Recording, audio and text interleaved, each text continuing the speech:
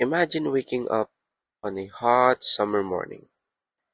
You're sweaty, thirsty, all because the heat index in your house is through the roof.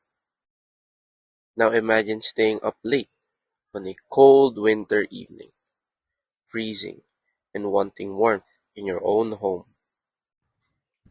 Imagine holding a piece of material so light it feels like solid air, and yet it can stop heat better than anything else we've ever made. This isn't science fiction, it's aerogel, material that's changing the way we think about insulation. Now, why does this matter? Because in modern cities, buildings account for nearly 40% of global energy use.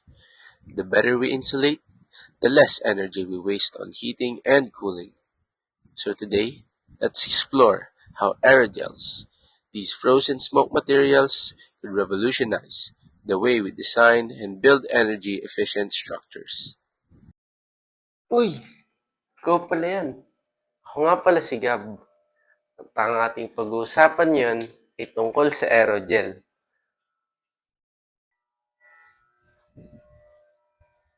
Aerogel is often called the world's lightest solid. It's made of mostly air, around 95 to 99.8% pores to be exact.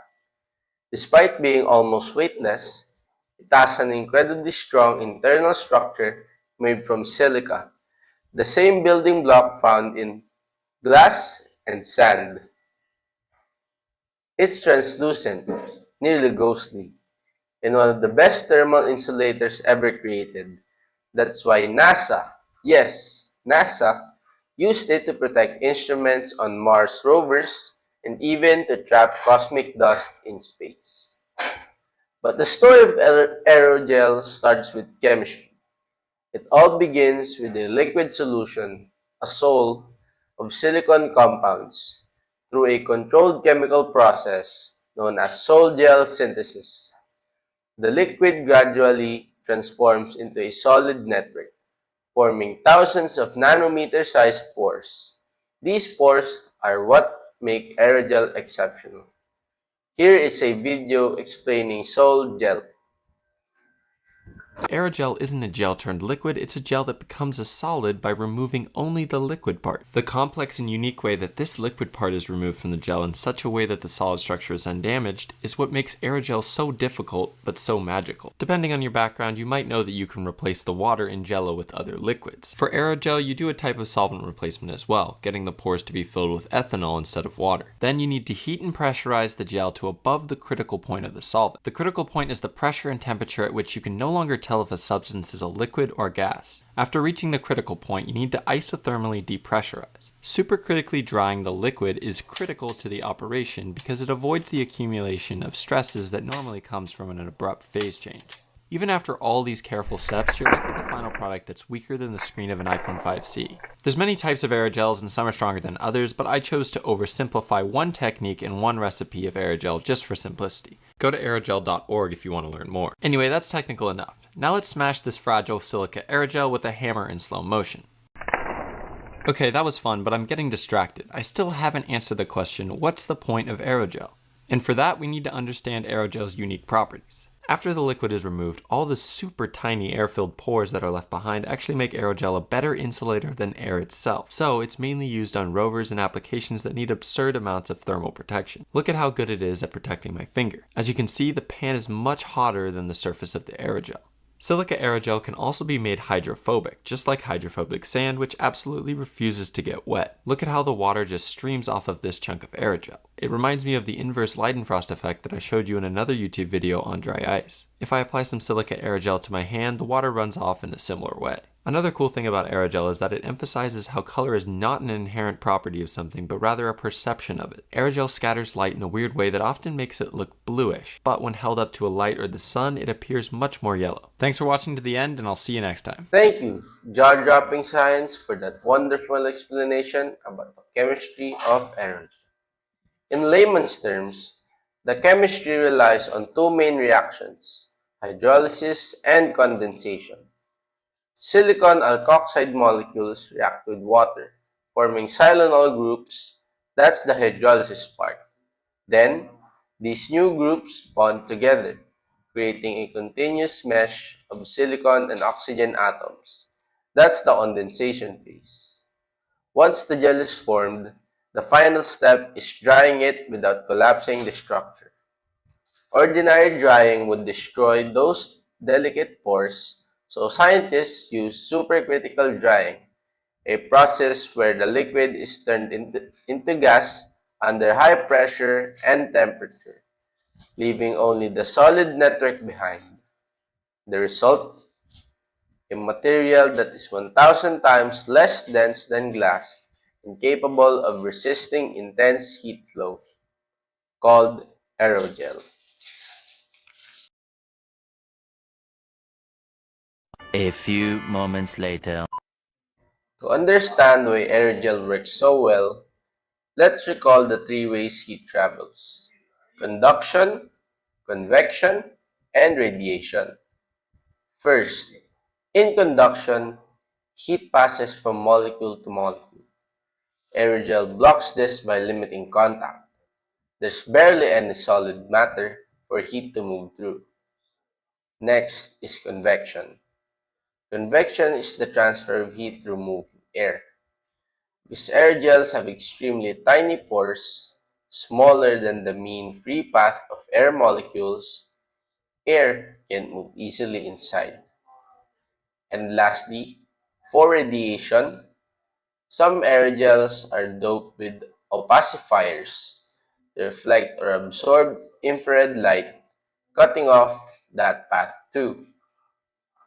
Together, these characteristics give aerogel some of the lowest thermal conductivities ever measured, even lower than still air. To discuss more on the civil engineering side, let me call out my twin brother Jose to discuss that matter. Because pure aerogel is fragile, it is usually combined with other materials to make it practical in construction.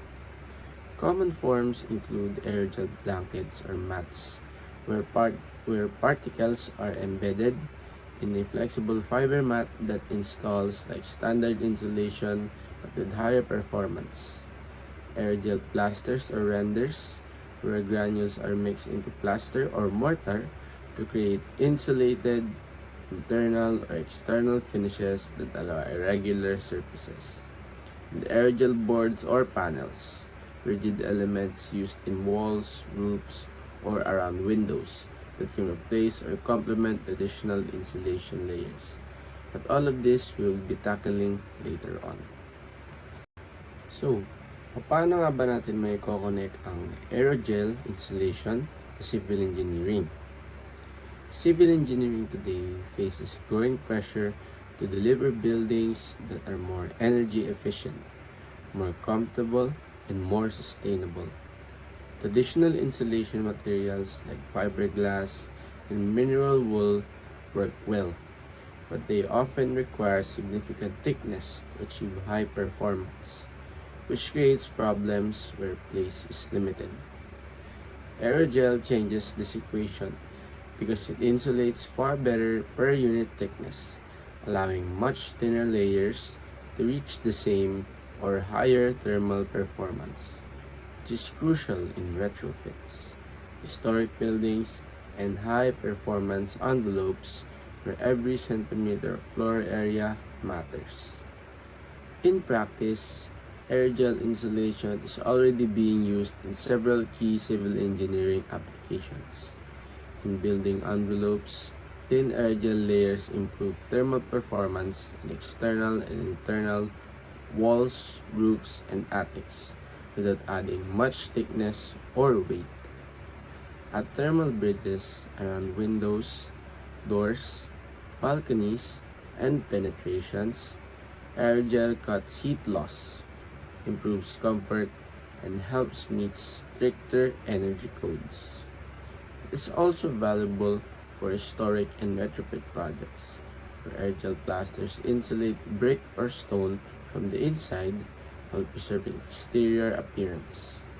and infrastructure such as pipelines, tanks, tunnels, cold region foundations, and chilled water networks, where thin, high-performance insulation helps control heat flow and prevent freezing. A few inches later. So, how are aerogels used in a building setting? 2 hours later. Isa na rito ay ang aerogel blankets. Manipis at flexible na composite na ginagamit o nirorolyo as a fibrous insulation but performs better in thinner layers. One eternity later. Another application na to ay ang aerogel glazing panels na naglalet in ng natural daylight while keeping heat loss from winter and heat gain in summer. Perfect para sa sustainable building designs. 1 million zillion jillion dillion cotillion times later. They are also used for aerogel plasters and coatings for historic buildings where space is limited, preserving appearance while improving efficiency. The next day. When used effectively, aerogel-based insulation can reduce heating and cooling energy use by up to 50%.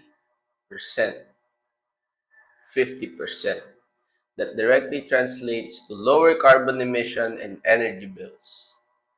From an environmental perspective, although aerogels require some energy to manufacture, their life cycle efficiency more than offsets this during a building's use phase. Researchers are now exploring greener production methods, like using water-based precursors and drying under ambient pressure to make aerogels even more sustainable. Bio-based versions using cellulose or chitosan are also emerging, further reducing their footprint. However, aerogels aren't without challenges. The main concerns are still cost and fragility, but new researchers into fiber reinforced composite and hybrid materials is solving this, making aerogel-based insulation both tough and scalable. The future looks bright for aerogels. Scientists are developing carbon and polymer aerogels that not only insulate but also conduct electricity, store energy, or protect against sound and fire. In the near future, we may see hybrid materials, aerogels combined with 3D printed structures, providing lightweight, strength, and unparalleled insulation. Imagine entire facades that manage temperature passively without any active heating or cooling system.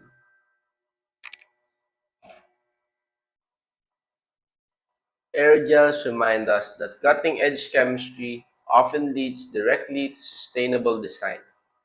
From transparent walls to ultra-efficient rooftops, these materials show what's possible when structure and chemistry align. So next time you step into a warm room or on a cold day, imagine a future where that comfort comes with zero energy waste. Thanks to the science behind aerodols. What would you build if you could use the world's best insulators anywhere you like? Share your ideas and let's rethink how chemistry builds a cooler, cleaner world. Once again, aerogel. The next day. Uy! Kayo na naman! So ayun na, alam niyo na kung ano ang aerogel ah. Bye-bye!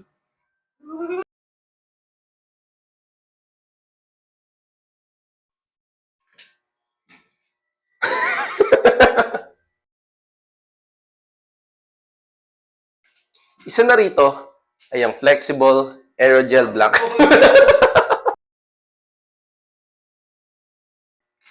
Aerogel. Ayun o, so sorry.